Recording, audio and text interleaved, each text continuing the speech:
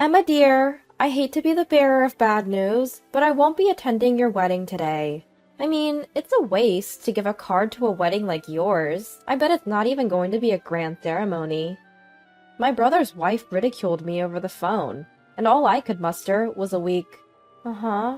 She probably thought that I would beg her to attend, as she had a nasty character. However, I had no intention of doing that, because my name is Emma. I've been dating my fiancé Noah for 5 years, and we've decided to get married. We both lived alone, but our homes were close, so we've been semi-living together for quite some time. Life won't change much after marriage, so we could get married with peace of mind. Noah's parents are lovely people, and they've been caring for me even before the marriage. When I visit my in-laws, they cook meals that cater more to my taste than Noah's, indicating how well I get along with them. Noah gets along well with my parents as well.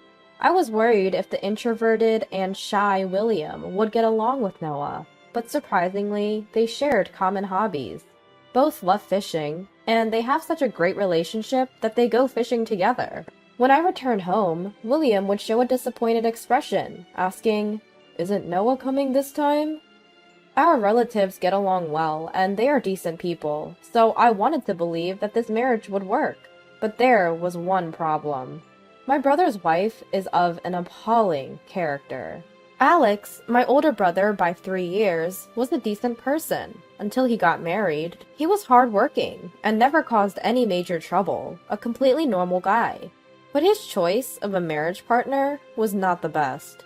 He got married at the age of 28 to a woman 5 years his junior. She was the type who wore flashy clothing with a lot of skin exposed, and I couldn't believe that she was the woman Alex, who was as earnest as they come, would choose. This woman, Mia, was already pregnant when her marriage to Alex was decided. In other words, it was a shotgun marriage. We were shocked at Alex's sudden marriage, but as it was his decision, we as a family could not deny it. We accepted Mia, but her attitude was terrible.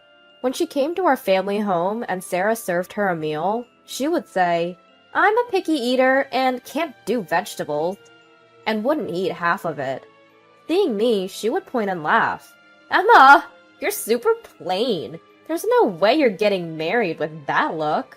At first, Alex admonished Mia, but after a while, it seemed like he gave up. After their child was born, Mia didn't seem to care much about child care, and Alex was almost single-handedly raising the child, using his parental leave.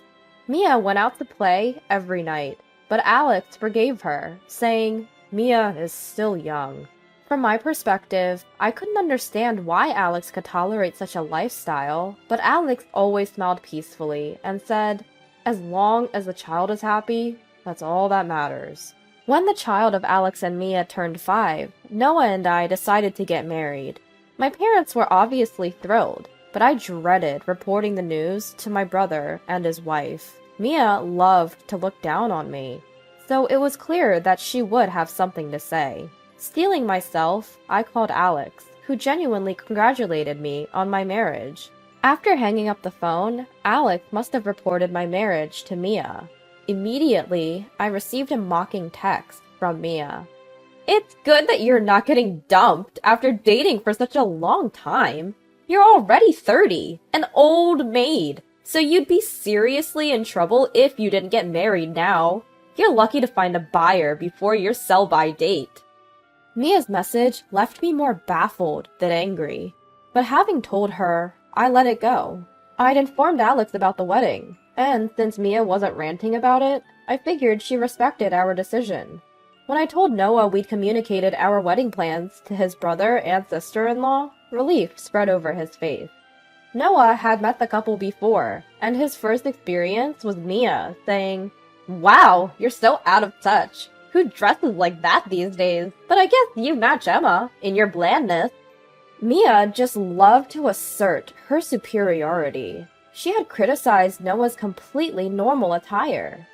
"Did I embarrass you with my shabby look, Emma? I'm sorry."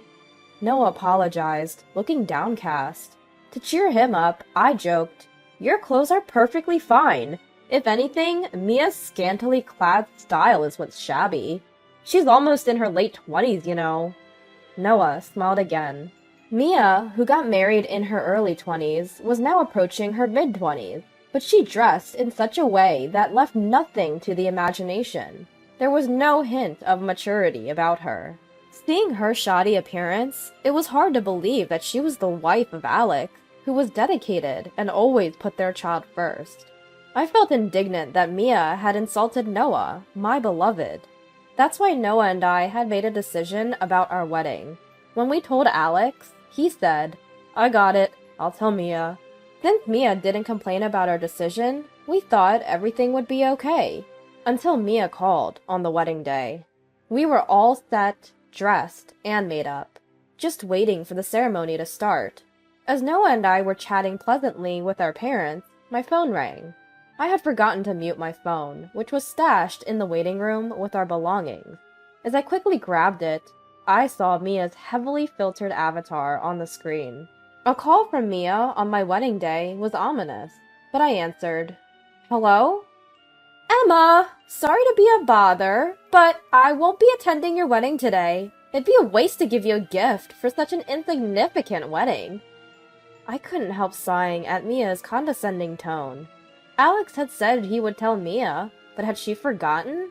She didn't seem to know about the decision Noah and I had made when we planned our wedding. "Okay, but just so you know, we didn't invite you or Alex to our wedding." Mia must have been expecting me to beg her to attend because she was a family member.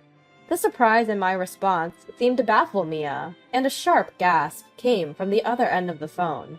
"Alex should have told you. We decided not to invite you and Alex to our wedding. We thought it might be hard on you, with a child and all." Of course, that was just a polite excuse.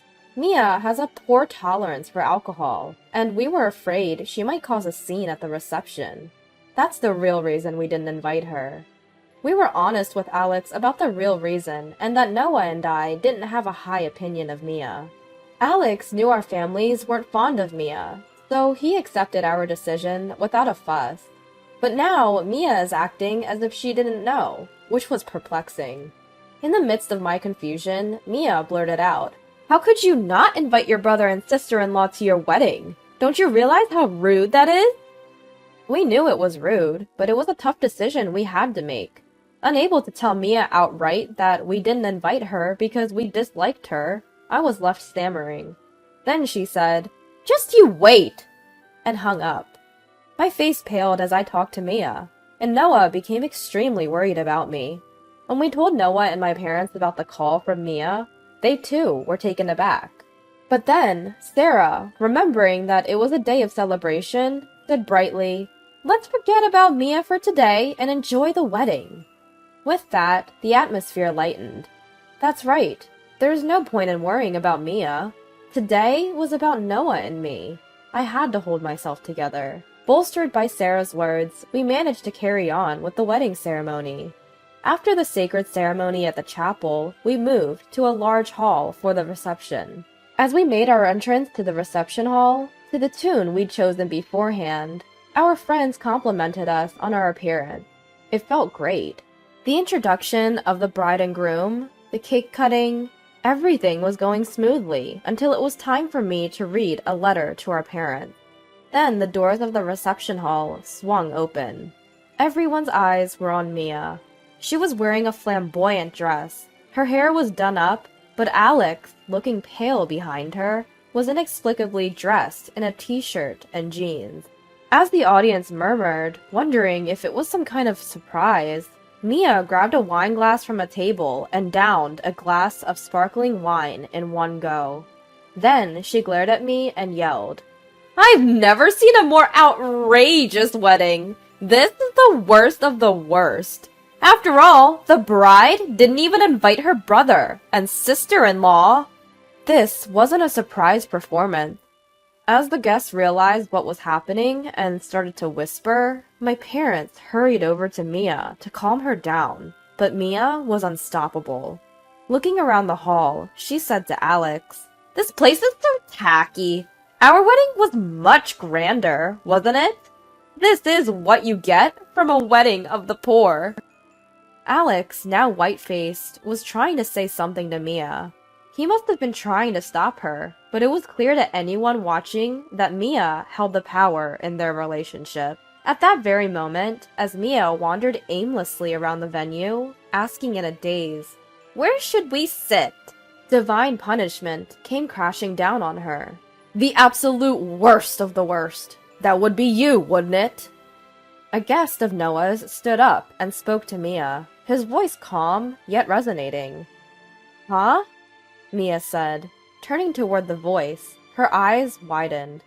The middle-aged man who had stood up bowed his head in apology to the onlookers. "The overdressed woman, that's one of my employees. I'm terribly sorry she's ruined your ceremony."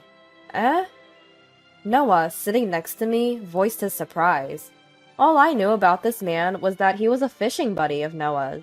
Despite their age difference, I had heard they had a great time talking about fishing. It seemed that Noah had no idea this man was a CEO, let alone the CEO of the company where Mia worked. Even when I asked him what was going on, all Noah could do was shake his head in confusion. Mia, for her part, stood speechless, with her mouth agape at the CEO's revelation. There was no doubt she was now in a tight spot. The CEO then dealt Mia the final blow. "By the way, who was the man you brought along today? The one you claimed to be your husband the other day? Who's this? Or do you have multiple husbands?" At the CEO's shocking declaration, Mia began to panic. Alex, always the helpless one, grabbed Mia by the wrist and ushered her out. "I'm terribly sorry for the trouble. I'm at fault for not supervising my wife properly. This reception was prepared with so much effort by the bride's sisters. We'll leave now. Please, enjoy the rest of the event." In the center of the venue, Alex made Mia bow her head in apology, then led her out of the venue. The atmosphere in the wedding reception cooled instantly, and that's when Mason took the mic. I was worried about how he would handle the situation, but Mason really was a pro. He warmed the frozen atmosphere by talking about Noah's great personality, and shared some funny stories about the relationship advice Noah often sought from him. The tension in the venue dissolved, and the rest of the ceremony was able to proceed as planned. After the reception, during the farewell, Mason deeply apologized to us again. But it wasn't Mason who was at fault, it was Mia. In fact, the only reason we were able to continue with the reception as planned was thanks to Mason. When I expressed our gratitude, Mason smiled and said, "It was a good ceremony," before heading home. After such a tumultuous wedding, it seemed my brother and his wife were heading for even more turbulent times. It came to light that Mia had been involved with several men. On the day of the wedding, Mia, who had been preparing herself in a huff after my call, made a huge fuss and demanded that Alex, who had been spending time with the kids, drive her to the venue. Alex had apparently made it clear to Mia that they would not be attending our ceremony, but Mia was always distracted, fiddling with her phone. He had told her several times, but it seemed she had let it go in one ear and out the other. Alex opposed Mia's actions time and time again, telling her she couldn't do this. But when Mia kicked up a fuss and insisted on going by taxi, he reluctantly tagged along. Perhaps Alex felt responsible to contain Mia when she went on a rampage at the venue. He later apologized for not being able to stop her and paid the full cost of the ceremony. When Alex received Mason's revelation about witnessing Mia's infidelity, he left the venue with Mia. He entrusted the child to a friend and confronted Mia. To his surprise, Mia admitted to having relationships with multiple men, something she had been doing since before their marriage. She confessed to choosing Alex, the highest earner and most submissive among her partners, to be her husband. The identity of the baby's father was unknown, but of course she kept this from Alex. This meant Alex could have been raising a child that was not his own. Shocked, Alex conducted a DNA test with the child, which confirmed they were not related. Despite his agony, he decided he wanted custody after the divorce. Mia treated the child with indifference, and Alex felt he couldn't entrust the child to her. Mia probably never wanted the child in the first place. She easily gave up custody to Alex, but they had a lot of disputes over alimony in the divorce proceedings. In the end, it seemed that Alex received a large sum of alimony from Mia, but seeing him say, "There's no point in having money," with a sad smile was heartbreaking. Some years have passed since that ordeal. Noah and I had a baby. When we brought the baby home, Alex's child was excited, exclaiming, "How cute!" I had been worried about Alex, who had seemed dispirited after the divorce and his return home. But he seemed lively now.